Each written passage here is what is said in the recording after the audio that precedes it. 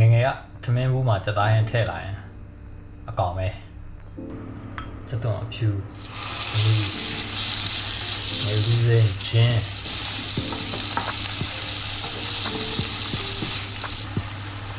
ရောင်တင်မို့ထည့်ပါမယ်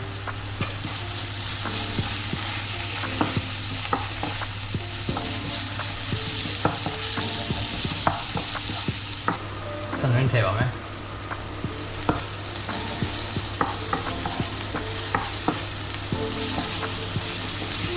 သားထည့်ပါမယ်။သား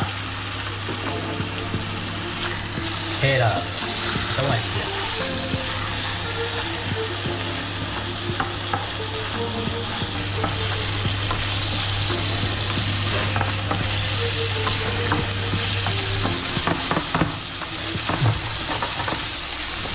ဒီနေ့ရောလိုက်ပါမယ်။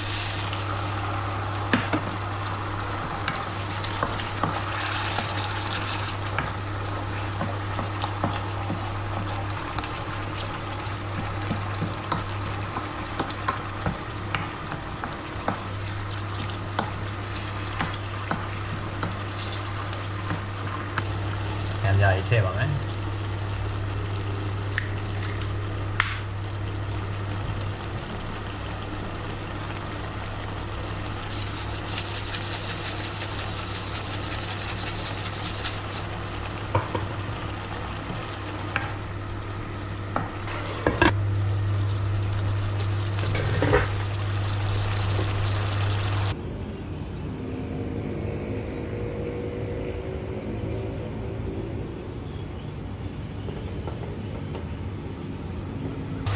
စီနန်လေးအုပ်လိုက်မယ်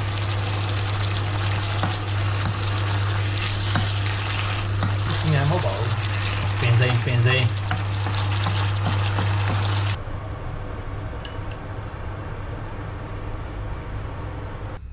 က်သားဟင်းရပါပြီခင်ဗျာ